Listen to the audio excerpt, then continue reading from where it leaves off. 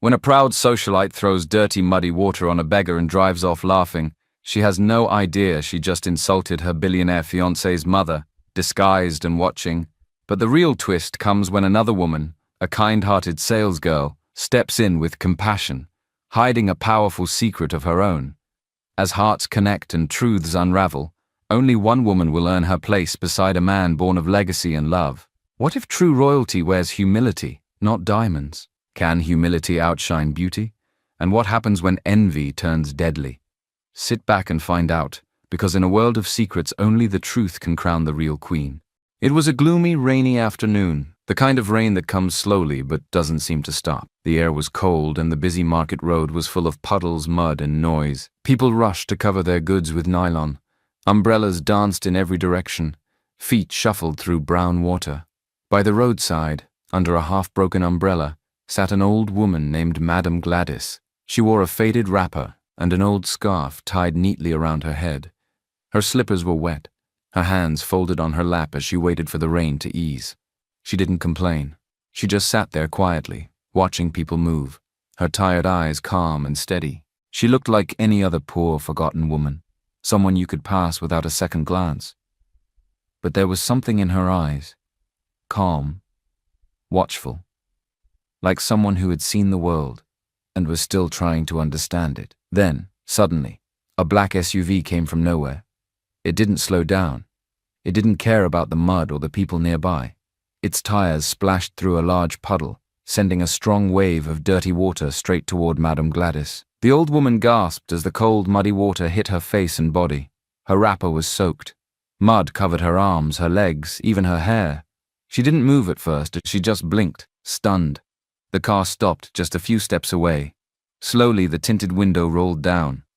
From inside, a young woman in heavy makeup, large earrings, and designer glasses leaned out. Her voice was sharp and proud. "Why are you sitting there like it's your village? Poor people like you should stay out of the way. Next time, don't sit by the road like you're in your village," she said with a smirk. "Dirty things belong in dirty places." And with that, the window went up. The car drove off. People around the market stopped. Some stared in shock. Others shook their heads. One woman shouted after the car, "So you can't even say sorry?" Another man muttered, "What kind of human being is this?" Madame Gladys didn't respond. She slowly raised her hand to wipe her face, her fingers trembling. She looked down at her wet clothes, at the dirt on her hands. Then she whispered to herself, "Just a sorry." That's all she needed to say. Suddenly, a soft voice broke through the crowd. "Mama, let me help you." A young woman dressed in a simple supermarket apron bent down beside Madame Gladys. She had kind eyes, and her voice was calm and warm. She opened a small bag, pulled out a handkerchief and a bottle of water, and gently wiped the mud from the old woman's face. "I'm so sorry this happened to you," she said softly. Then she gave Madame Gladys the water, helped her adjust her scarf, and even held her hand to steady her as she sat up straighter. The old woman looked at her for a long moment, her lips shaking, not from cold, but from something else. Something deeper. "Thank you, my daughter," Madame Gladys said quietly. "Thank you." The young woman smiled. "It's nothing, Mama. No one deserves to be treated like that." As the rain slowed to a drizzle, the crowd slowly moved on. Madame Gladys sat still on the low stool, the last bits of rain dripping from the edge of the market roof above her. Her wrapper clung to her skin, damp and heavy, but her heart was full, not with shame, but with something warmer. Something she hadn't felt in a long time. The young woman beside her, the one who had helped wipe her muddy face, was now holding her arm gently, making sure she was okay. "Thank you, my daughter," Madame Gladys said again, her voice low but steady. The girl smiled, soft and sincere. "You don't talk to elders like that," she replied. "That woman was wrong, completely wrong." Madame Gladys looked at her closely. There was no makeup on the girl's face. Her apron was a little stained from work. She wore simple flat shoes, and her hair was tied neatly at the back, but her eyes were full of light. "What's your name, dear?" the old woman asked. "Emily," she said cheerfully. "I work just down the road, at Green Basket Supermarket." She pointed across the street. "I usually help customers with groceries." Madame Gladys nodded slowly. "You're kind, Emily. You have a good heart." Emily looked at the older woman's soaked blouse. The mud had left a large, dark stain across the chest and sleeves. "Mama," she said gently, "would you let me buy you a clean blouse? There's a small shop behind our store. Nothing fancy, but I can get something dry for you to change into." Madame Gladys's eyes widened, touched by the offer. She quickly shook her head. "Ah, no, my daughter. Don't worry yourself. You've already done more than enough. I'll be fine." But Emily wasn't done. She reached into her pocket and brought out a few folded Naira notes. "Take this," she said, "just for a taxi home. Please." Madame Gladys looked at the money, her hand frozen midair. "I can't take that, no. Please keep it." But Emily gently placed the money in her hand, closing the old woman's fingers around it. "Mama, let me do this for you. And if you're ever around this side again," she pointed again at the supermarket, "please come in and see me. I'm always there. You're not alone, Mama. Okay?" Madame Gladys blinked back sudden tears. She wanted to say more, but her throat was tight with emotion. She nodded slowly. "See you again, Mama," Emily said with a smile, before rushing back across the road, splashing lightly through the puddles. Madame Gladys watched her go. The way she waved at a passing customer, the way she smiled at someone helping to carry a basket, and her heart grew soft and heavy at the same time. She looked down at the now crumpled money in her hand. It wasn't the money that moved her. It was the heart behind it. She looked up at the sky, gray but clearing, and whispered quietly to herself, "If only I could have a daughter-in-law like that. I would be very grateful to God." She stood still for a moment, her eyes fixed on the supermarket where Emily had disappeared. A part of her heart felt strangely full. She slowly turned to leave, still clutching the small money Emily had insisted she take. As she walked away from the market road, still soaked but no longer sad, a black SUV turned the corner, cutting through the wet street like a shark through water. Inside the car, the same woman who had splashed her earlier, Bianca, was leaning back in her seat, now dry, warm, and glowing. A few hours later, Bianca was reclining in a white robe at Bliss Signature Spa, one of the most expensive places in the city. The air smelled of lavender and vanilla. Soft piano music played in the background. Around her, rich women laughed, gossiped, and sipped fruit-infused water. Bianca held her phone high, searching for her best angle. Click. She typed her caption quickly before posting, "Only the strong shine, boss queen energy." Within minutes, the likes started pouring in. "Slay queen. Teach them how it's done. Peasants could never." Bianca smiled and tossed her phone onto the table beside her. 2 years ago, this life was only a dream. She had once hawked groundnuts on the street, wore the same slippers until the soles thinned. She had grown up in a one-room apartment with 5 siblings and a leaking roof. But things changed the day she modeled a bold Ankara dress at a small fashion event. A famous designer reposted her picture and her followers exploded overnight. Now she was a full-blown influencer, known for her luxury lifestyle, confidence, and unapologetic posts. Brands paid her well. People followed her every move. She had a driver, a stylist, and an assistant. Life was good, but deep inside, Bianca still heard the voice of poverty. She remembered hunger, shame. People looked down on her. And she swore to herself every single day, "I know the taste of poverty and I'll never go back." That's why she hated seeing poor people. To her, they were reminders of where she came from, a place she wanted to erase. Not just escape, but bury completely. She picked up her phone again and posted a new selfie, her nose slightly raised. "Put peasants in their place." She laughed quietly. Across from her, her friend Cynthia looked up from her magazine. "You're glowing today, B. What's the secret?" Bianca leaned back and smiled. "Derek." Cynthia's eyebrows rose. "Wait, Derek Okoye? Tech billionaire Derek?" Bianca nodded proudly, swirling her drink. "Yes, and he's going to propose soon." "Wow," Cynthia breathed. "You're lucky, girl. So many women want him." Bianca laughed lightly. "Of course they do, but he chose me. I'm the full package, beauty, brains, and brand." Cynthia smiled. "Well, don't lose him." Bianca's eyes gleamed. "I won't. He knows I'm his level." She leaned back again, the robe falling neatly off her shoulder. But what she didn't know was the careless act at the muddy roadside.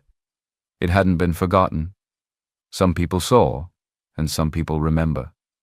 Meanwhile, on the other side of the city, inside a quiet corner office with floor-to-ceiling windows, Derek Okoye was sitting behind his desk, reading through project reports. He wasn't a man of many words.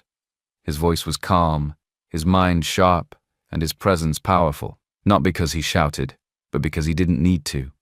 The room shifted when he entered. People listened when he spoke, yet for all his success, he hated noise, he hated show-off. That's what made him different. As the CEO of Okoye Innovations, a fast-growing tech company known for groundbreaking apps and digital solutions, Derek was one of the most talked-about bachelors in the country. Still, he didn't care much for the spotlight. His heart was quiet, and often lonely. There was a knock on the glass door. His assistant stepped in.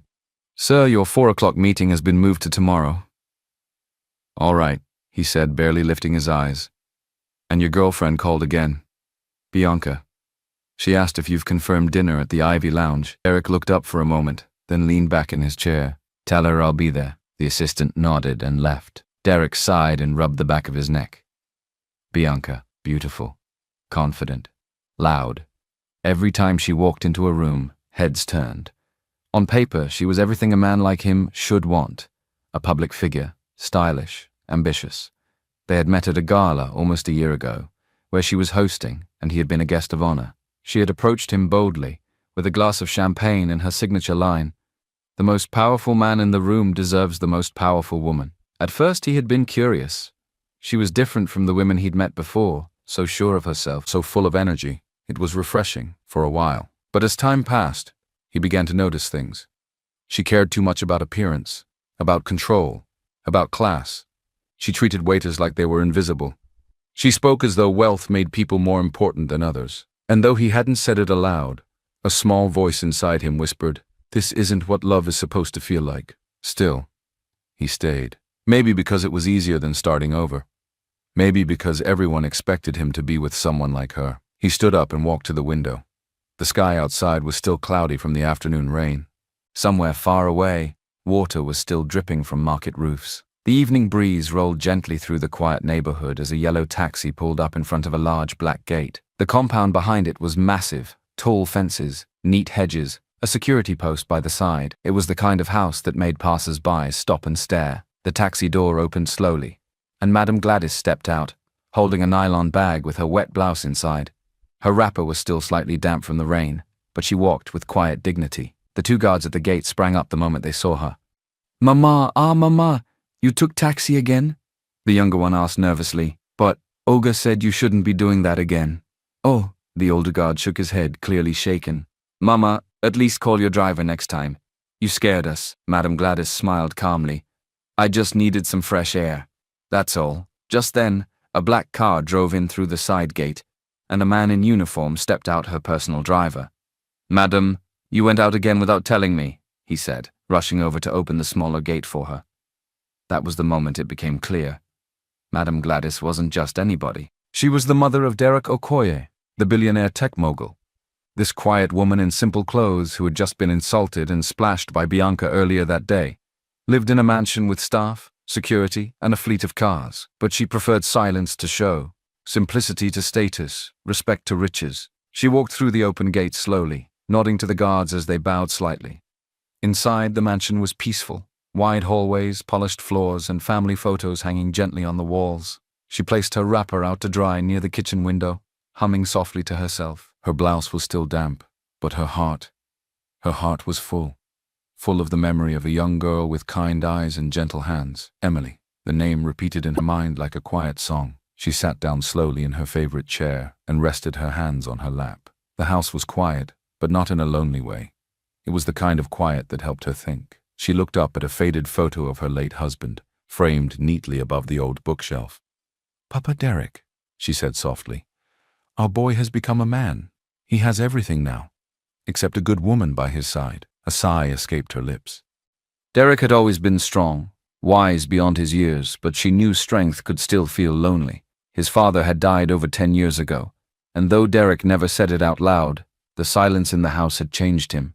Now, she often wondered, what if I leave too? Who will he come home to?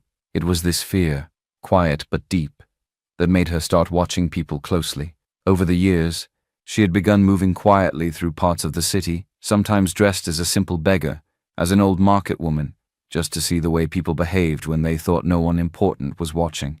If a woman can't show kindness to a stranger, she would tell herself, she isn't right for my son. That day at the market, when Bianca's car had splashed her with dirty water and she was insulted like trash, Madame Gladys had felt the sting, not just of mud, but of disrespect. But then came Emily. That girl hadn't hesitated. She didn't know who she was. She didn't ask for anything. She simply helped with her hands, her heart, and her eyes. Madame Gladys had felt something stir inside her, a spark of hope. She leaned back now, the breeze tickling her arms. "Emily," she whispered, smiling.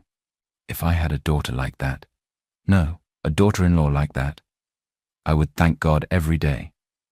She didn't know yet that Bianca, the proud woman from the SUV, was the same woman her son was dating. But she knew one thing for sure. She wanted Derek to meet Emily. The challenge now was how. How would she bring them together without forcing it? How could she guide her son's heart gently in the direction of a girl who had already passed a test she didn't even know she was taking? Madame Gladys closed her eyes, thinking carefully. Somewhere out there, in a supermarket not far away, was a girl named Emily, and something inside her said, this was only the beginning. The next morning, while the large halls of the Okoye mansion glowed in silence, and Madame Gladys sat with tea in hand, quietly thinking about how to find Emily again. Just a few streets away, the buzz of morning business had begun. Inside a busy supermarket tucked beside the market road, Emily was already at work. She stood behind the counter in her green apron, sorting out receipts and checking the shelf list for the day. She was 27, beautiful in a simple way, no makeup, no flashy jewelry, just neatly tied hair, clean clothes, and a calm presence that somehow made people feel at ease. Her smile wasn't loud, but it was warm, and when she spoke, her voice carried a kind of peace that stuck with you. "Good morning, Auntie Bisi," she greeted an older customer, helping her lift a bag of rice onto the counter. "You're early today. You know me now," the woman laughed. "Before the sun comes out, I must finish shopping." Emily smiled again, scanned the items, and packed everything carefully. The supermarket, Green Basket Mart, was not the fanciest place, but it was well kept. Most of the customers from the neighborhood preferred it because of the friendly staff and honest prices.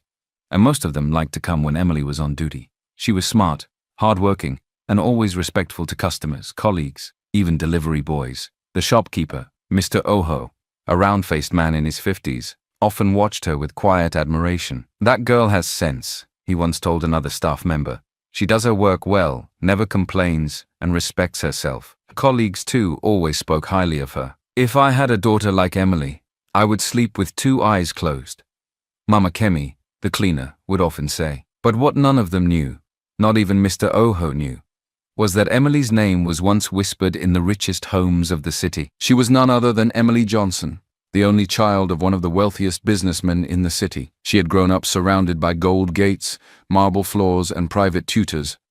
But it never made her proud. Still, when she turned 24, everything changed. Suitors began to knock.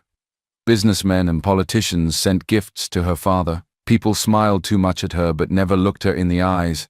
Everyone saw her name, her wealth, her future, but nobody saw her. "I want real love," she had once told her mother. "Not someone who wants to marry my bank account." Her mother had sighed. Her father had dismissed it. But Emily had made her choice.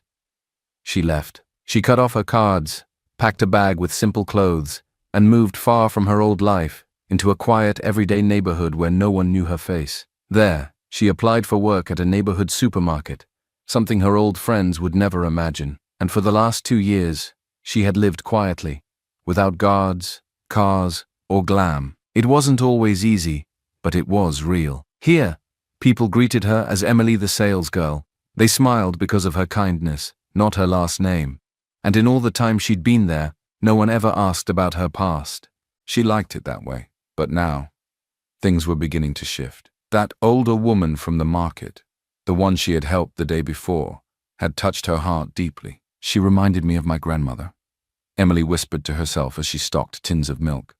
Strong, but alone. She hadn't expected anything in return, but something about that woman stayed with her. Little did she know, that same woman, Madame Gladys, was already planning to find her again. And even more unexpected? Soon someone new would walk into the shop. someone who had no idea who Emily really was. Meanwhile, inside, Madame Gladys sat on the edge of the sofa, her hands wrapped around a warm cup of tea. She was deep in thought, her mind still on the kind girl from the market, Emily.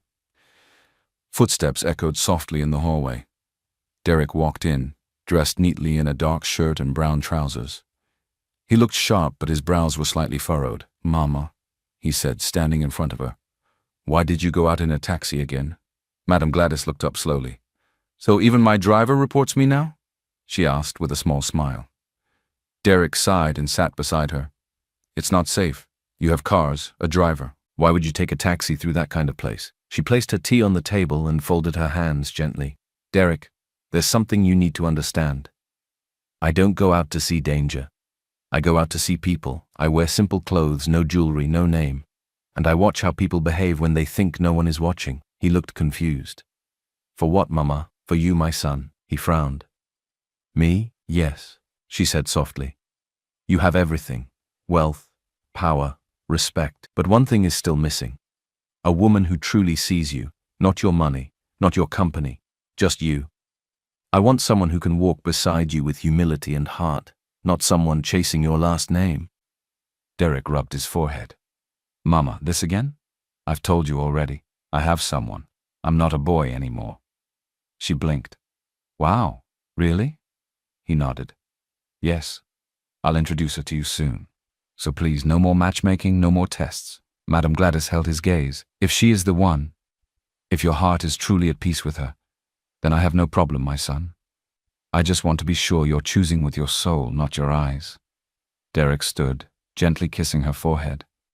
"Thank you, Mama. But trust me, I know what I'm doing." She smiled faintly, watching him walk out the door, briefcase in hand. But deep inside, her heart was not fully convinced.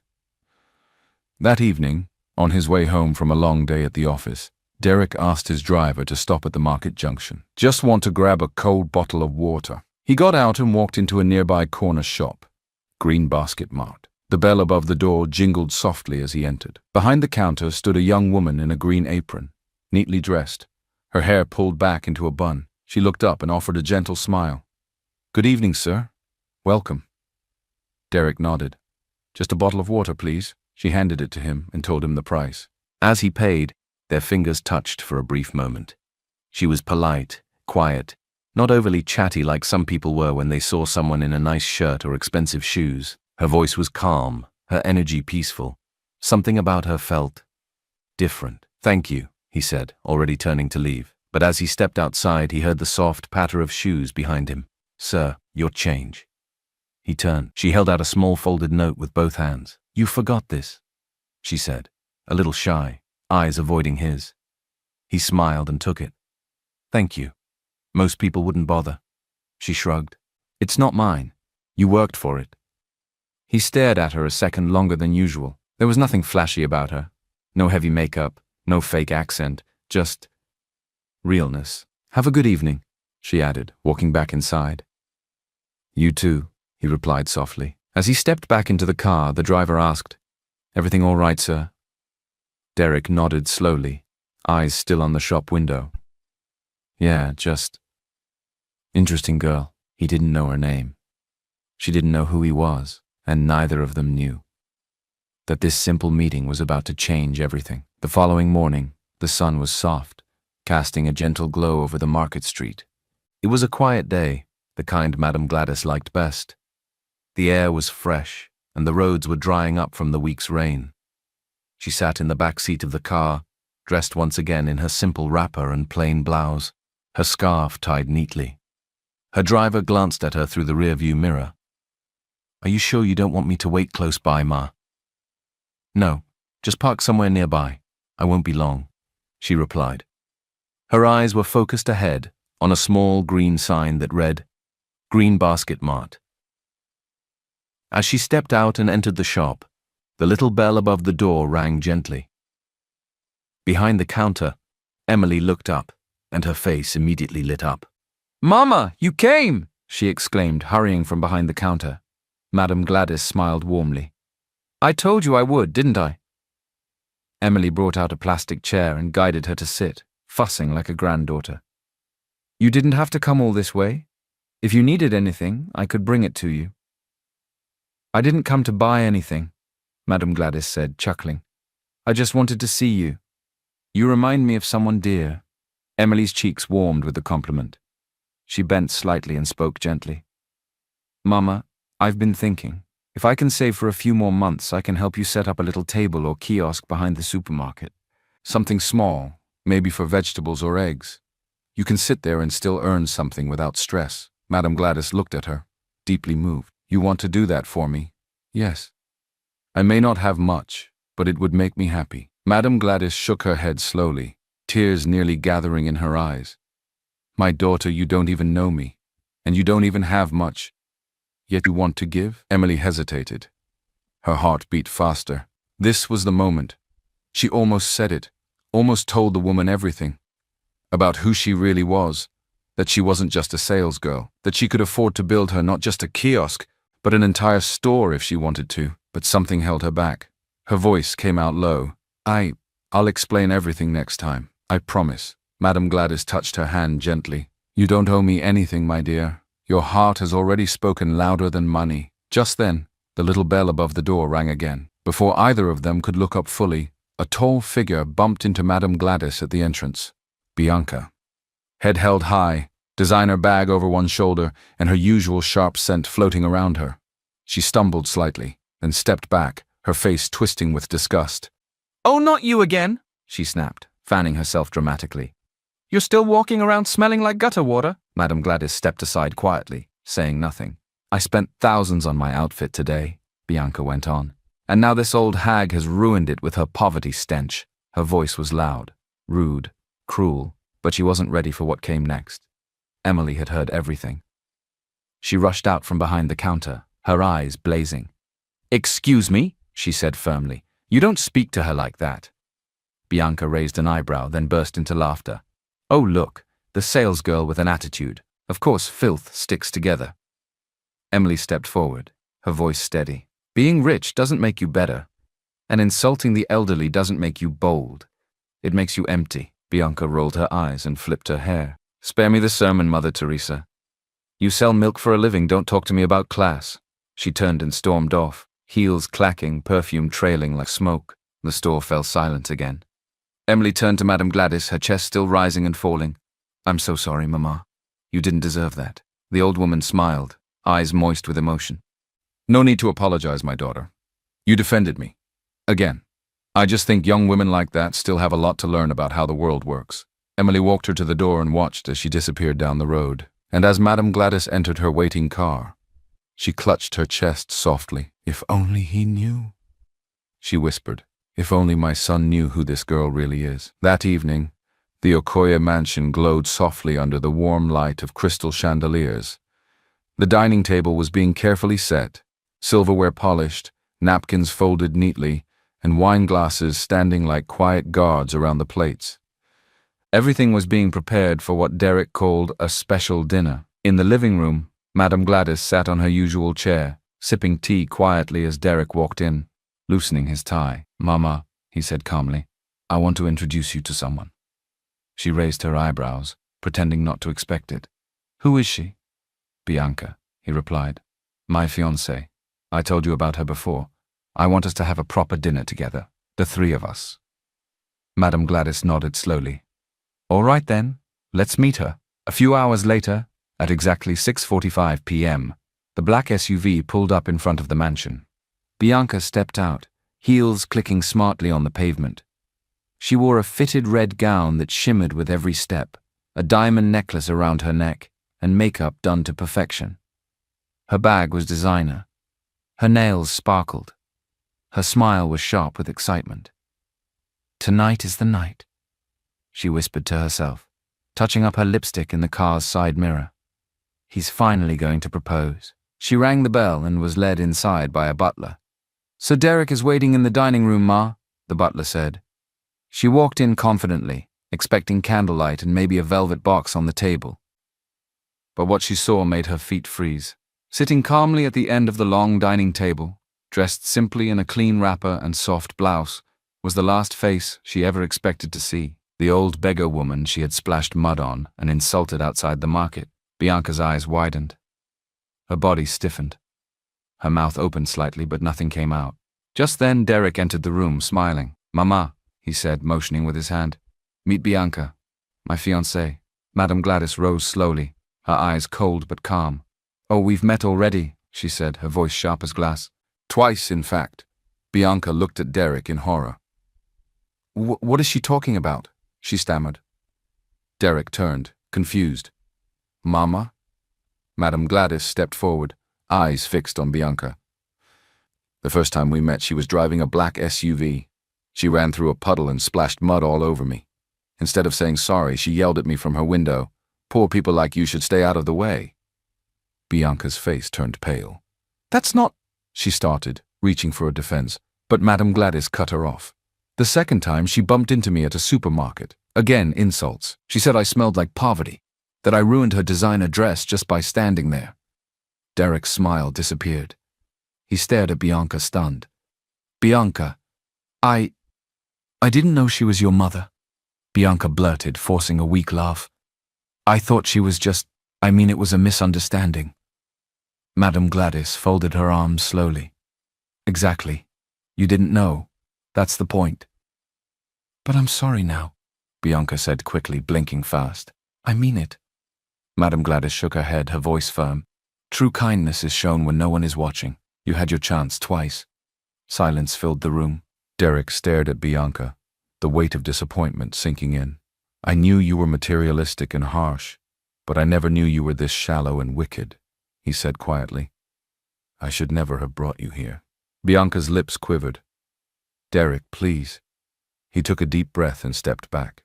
"I can't build a life with someone who has no respect for the people around me, or people in general, just because they are poor, and I certainly cannot marry someone who wears beauty on the outside but carries pride like poison." Bianca swallowed hard. Tears gathered in her lashes, but Derek was already turning away. "It's over," he said softly.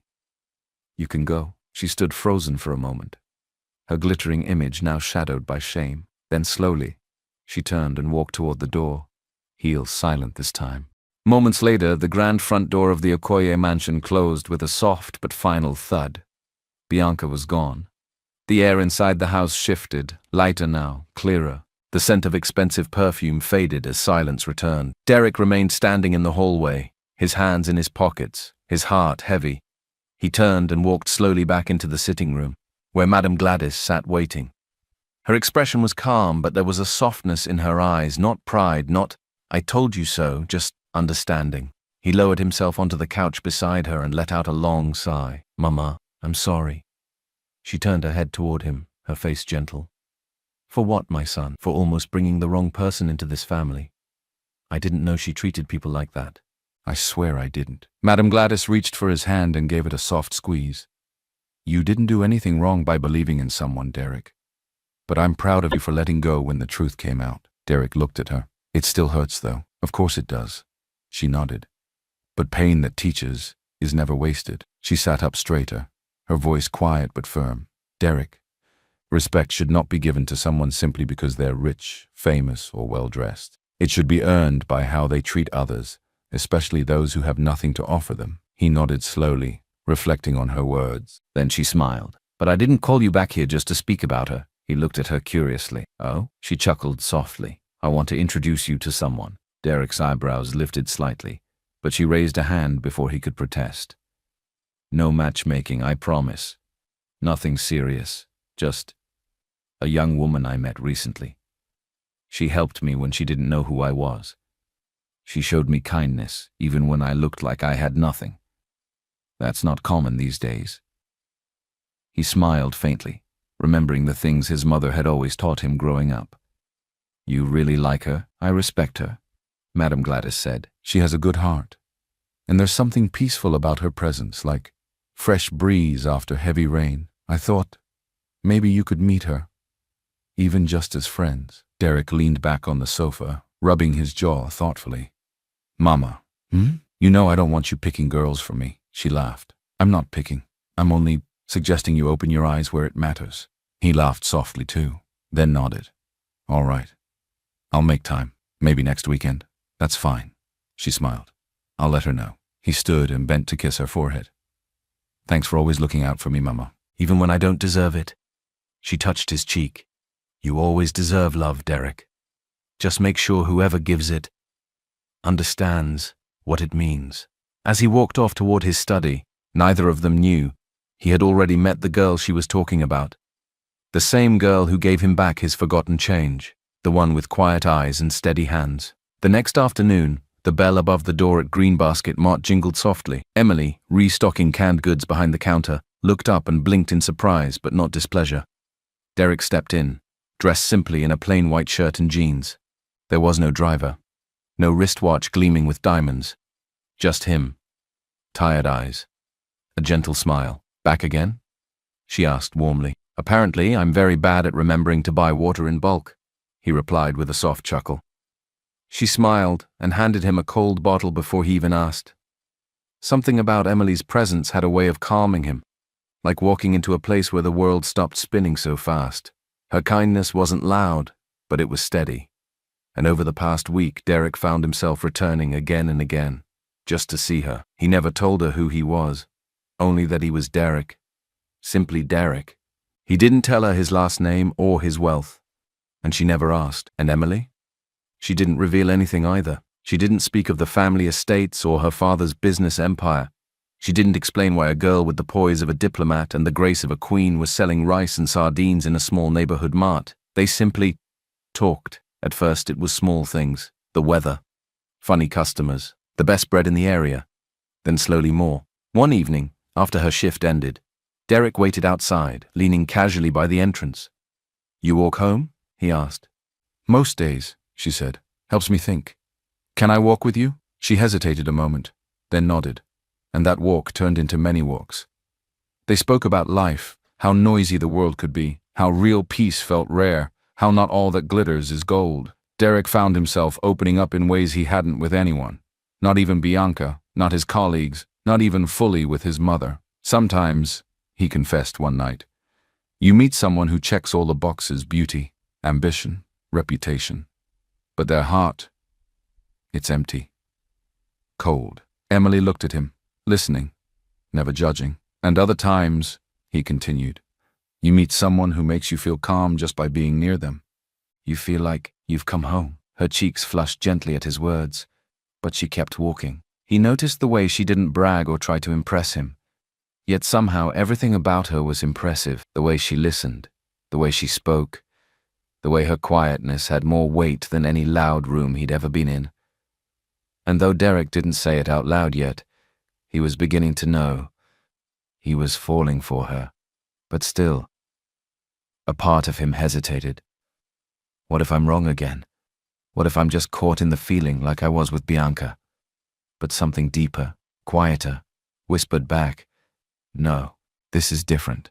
She's different. Her class was the kind that didn't need to shout. Her beauty wasn't just on the outside, it lived in her choices. Meanwhile, Emily was facing her own storm. That night, after returning to her small apartment, her phone rang. It was her mother's number, the familiar ringtone bringing back 1,000 memories. Emily, her mother's voice said gently, you promised. 2 years. It's time. Emily sat on the edge of her bed, her heart suddenly tight. I know, Mama, she said softly. I need a little more time. Your father is planning a welcome dinner, her mother said, and people are beginning to ask questions. You're not a child anymore. You need to settle down. There are good men here, real men. We want to see you happy. Emily's throat tightened. She looked out the window, the same road she and Derek had walked just hours ago. I'll come soon, she whispered.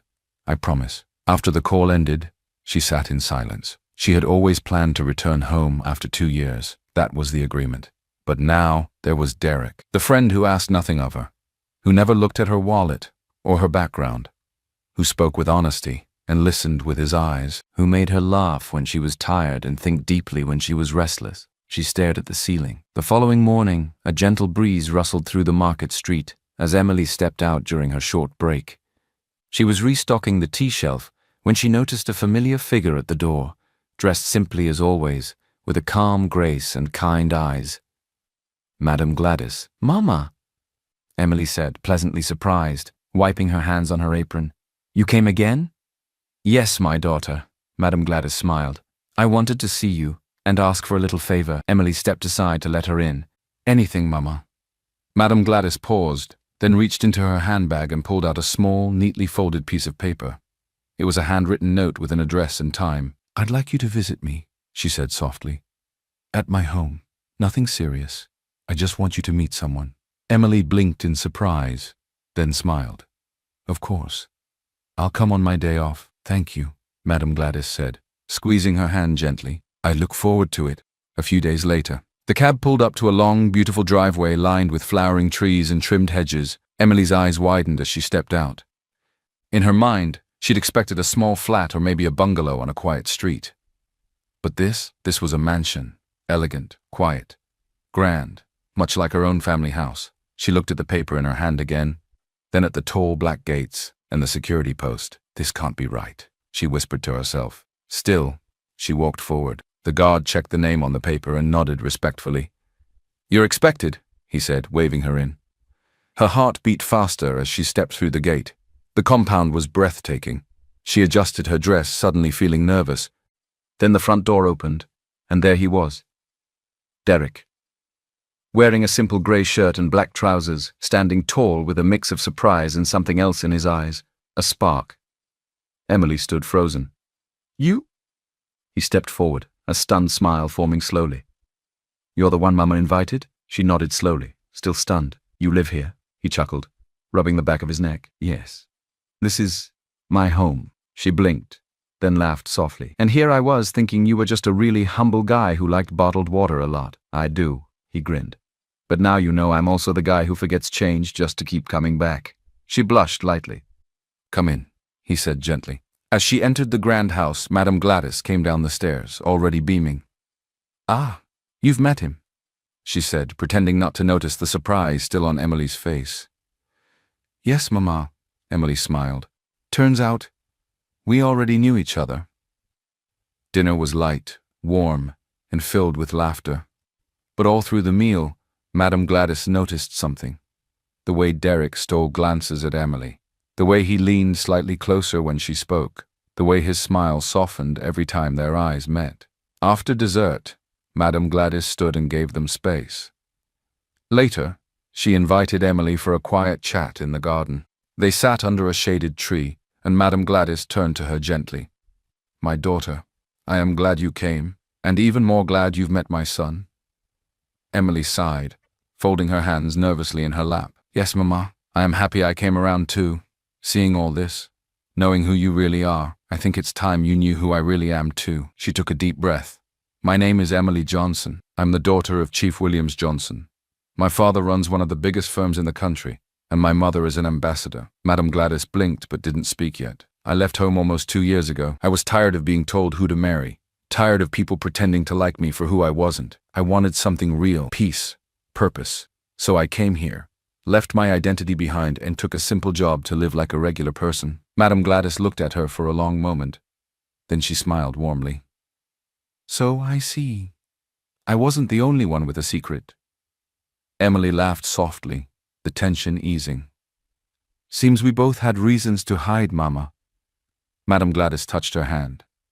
But the truth always finds its way out, and so does love. They sat in silence for a while, a shared understanding settling between them, not just as women, but as mothers, daughters, seekers of truth, and keepers of powerful secrets. That night the moon hung quietly over the Okoye mansion, silver light pouring through Derek's window as he sat in his study, lost in thought. Emily. He whispered her name under his breath like a secret prayer. It's been 3 days since the quiet dinner at the mansion.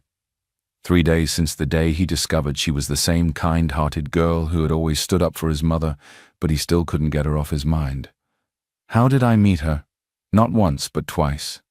First as the girl who handed him his forgotten change, then as the woman who had comforted his mother without knowing who she was. There was no pretending anymore. Derek was in love. It wasn't just her beauty, though she was lovely. It wasn't even her kindness, though it pulled him in like gravity. It was her essence. Quiet, grounded, deep. I have to tell her, he thought. She has to know how I feel. At that same moment, across town, Emily sat in her small apartment, staring at her reflection in the mirror. He's not just a kind stranger. He's Derek Okoye, the billionaire, the son of Madame Gladys, a woman she respected deeply, and yet he hadn't treated her differently. He'd never once acted entitled or arrogant, and that made her heart ache more. He deserves the truth, she whispered to herself. He has to know who I really am before this goes any further. But neither of them knew. A storm was already brewing. Meanwhile, in a high-rise apartment across the city, Bianca paced angrily in heels she no longer felt strong in. Her flawless nails were chipping. Her influencer posts were getting fewer likes. And Derek? He wasn't answering her calls. She had been calling, texting, even showing up at places they used to visit. Finally, after days of silence, her phone rang. Derek. She answered before the first ring could even finish. Derek, thank God, I've been trying to... Bianca, he said calmly but firmly. This has to stop. Please, just let me explain. I'm not angry anymore, but we're over. Really over. It's done. Click. The call ended. She froze. Her chest rose and fell quickly, rage and panic rushing through her veins. How dare he? How dare he throw me away like that? For what? Just because I spoke harshly to an old woman? Is it my fault she decided to look poor? Why couldn't she just show up classy and rich? Later that day, while scrolling through an influencer's post about socialites in the city, Bianca saw it. A blurry picture of Derek and a girl walking side by side outside a cafe. Her heart dropped. That girl. She zoomed in. The same face from the supermarket. The one who had defended that old beggar woman. No, she wasn't a beggar. She turned out to be Derek's mom. Her again? She hissed aloud. What is she doing with my Derek? Is he with her because she defended his mother? Her mind started to spiral. The fame was fading. Brands had started moving on to younger, fresher faces. But if she could become Mrs. Okoye, she'd be set for life. Power, money, status. No, she whispered, pacing again. I won't let that low-class nobody steal my future. Her mind twisted into dark resolve. She has to go. She began pacing faster, eyes wild, heart burning. If that girl disappears, Derek will come back. His mother will have no choice either. She picked up her phone and made a call. A shady voice on the other end answered. I need something done. Quietly, back in the Okoye mansion, Madame Gladys was watching the night sky when Derek came outside. Mama, he said. Yes, my son? I've made up my mind. She turned to him. About what? Emily. I want to tell her how I feel, and I want to know how she feels about me. Madame Gladys smiled gently. I think you should too. I don't want you to lose someone like that. Such a jewel is hard to find. Derek smiled faintly. Hopeful, but unaware of the shadow that was silently creeping toward the woman he was falling in love with. The morning sun rose gently over the city, spreading golden light across rooftops and rustling trees. Inside the Okoye mansion, Derek stood by his bedroom window, phone in hand, heart quietly racing. Today was the day. He had made up his mind the night before, after the talk with his mother, after all the signs, after the way his soul felt lighter around Emily. She has to know how I feel, and I need to know how she feels too. He tapped his phone screen and typed, Hey Emily, I was wondering, would you like to have dinner with me tonight? Just the two of us. Nothing fancy, just us. I'd really love to see you. Not even 2 minutes later, her reply came in. I'd like that. I was hoping to talk to you too. Derek smiled to himself, a calm peace washing over him. But peace can be a fragile thing. And that morning, while Emily laid out her simple dress for the evening and packed away her apron from the supermarket, a car had parked quietly across the street from her apartment. Inside sat a man in a black cap, pretending to scroll his phone, but his eyes never left the door, and not far from him, behind dark sunglasses and a scarf wrapped tightly around her face, sat Bianca, watching too. She thinks she's won, Bianca whispered bitterly. Let's see if she can win from the ashes. A few hours later, at the Johnson family mansion, Emily's parents were having tea in the garden when their trusted bodyguard Christopher burst in, breathing hard. Sir, madam, what is it? Chief Johnson asked, already standing. Emily, something's happened. I was watching as usual from across the road. She didn't return home after her shift. Some men grabbed her near the corner of the street. I tried to follow, but I lost them. What? Her mother screamed. standing so quickly the chair fell over. "I called the station immediately, but there's no news yet. No ransom, no calls, no demands, nothing." Her father's face turned pale. "Put out a reward. Immediately. 500 million for her safe return, no questions asked." "Yes, sir." But deep inside they were terrified. This wasn't a simple kidnapping. Emily was their only child, and someone had taken her without a trace. Back at his office, Derek stared at his phone, puzzled. Emily hadn't replied to his follow-up message about the dinner location. Strange, he thought. She always replies quickly. He tried calling. No answer. Tried again. Still nothing. A nervous chill crept into his chest. Maybe her phone's dead, or she's busy, but the uneasy feeling only grew stronger. Then his phone buzzed suddenly. It was a forwarded article link from his personal assistant. He clicked on it lazily while sipping his coffee, and froze. He clicked on it casually, and then froze. Breaking. Chief Williams offers 500 million for safe return of missing daughter, Emily Johnson. Below the headline was a photo of the girl who had been haunting his thoughts for weeks. Emily. His Emily. The caption read, "Chief Williams, one of Nigeria's wealthiest businessmen, is offering a reward for any information leading to the safe return of his only daughter, Emily Johnson, who went missing earlier today from her apartment." Derek nearly dropped his phone. "Emily Johnson?" His thoughts spun wildly. "She never told me. She's Chief Williams' daughter? She is a billionaire herself, even richer than he is. And yet, she had worked in a supermarket, walked home, laughed with him under streetlights. She never used her name, never played the rich card, never even hinted." His heart swelled with both awe and panic. She's missing, and he must find her now, no matter what it took. Just as he turned to grab his keys and run out the office door, racing towards the parking lot in panic, a voice called behind him. "Sir Derek! Sir!" He turned. An elderly man, one of the old traders who sold fruit across the street, was waving and rushing toward him. "You know that fair girl you always come to see at the supermarket?" the man panted. "Yes, Emily?" Derek asked quickly. Yes, I saw her earlier today, but something not good happened." "What do you mean?" "Some men pushed her into a black car by the corner road near her house. I see it with my 2 eyes. They took her to that old warehouse near the railway line. You know the place that always looks abandoned?" Derek's chest tightened. Yes, I know it. Go on." "They carried kerosene or fuel inside. I think they want to burn the place. Burn her inside." Derek's eyes widened in horror. "What? Did you call the reward line?"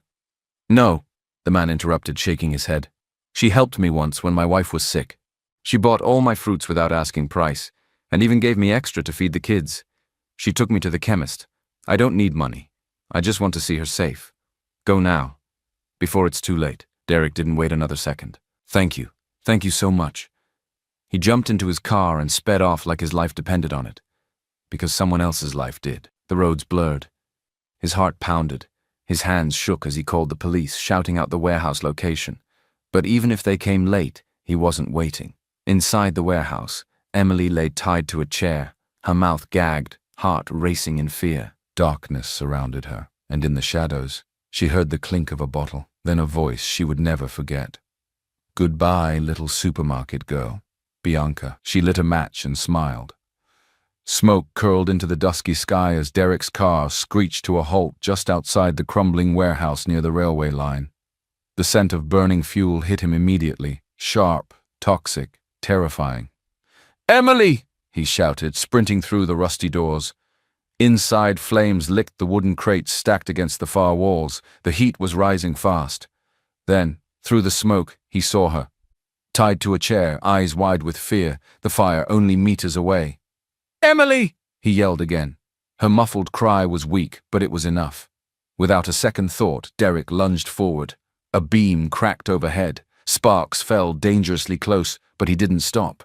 His hands worked quickly, pulling at the ropes, freeing her arms, then her legs. She was coughing hard, her eyes filled with tears, not just from the smoke, but the sight of him. "You came?"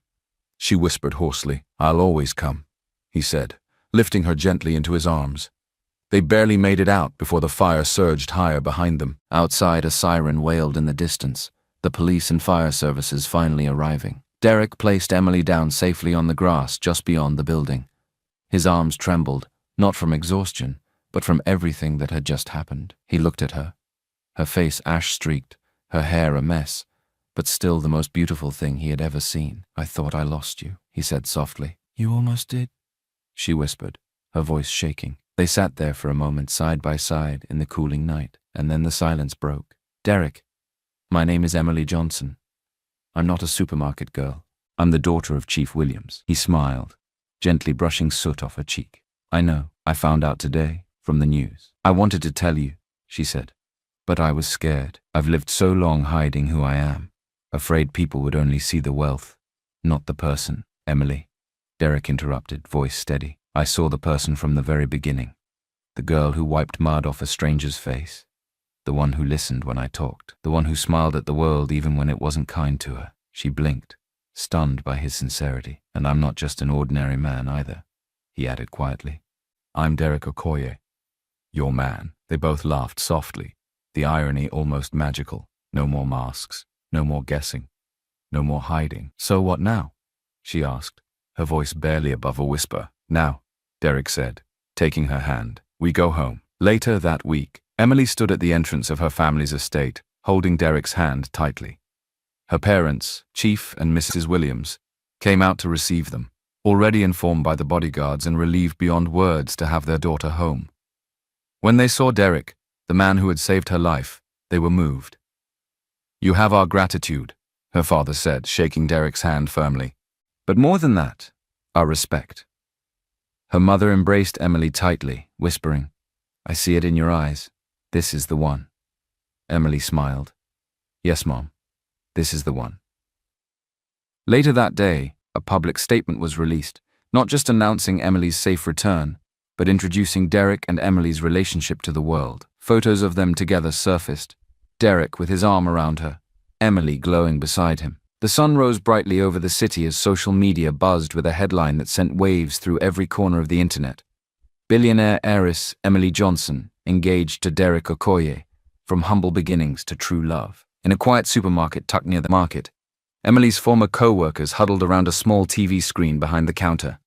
Mouths dropped open, eyes widened. "Wait, our Emily? That same girl who used to sweep the floor every morning? She's a billionaire heiress?" The shopkeeper, Mr. Tunde, shook his head with a grin. "She came here every day, wore the same neat clothes, smiled at everyone, never showed pride, and she was that rich all along.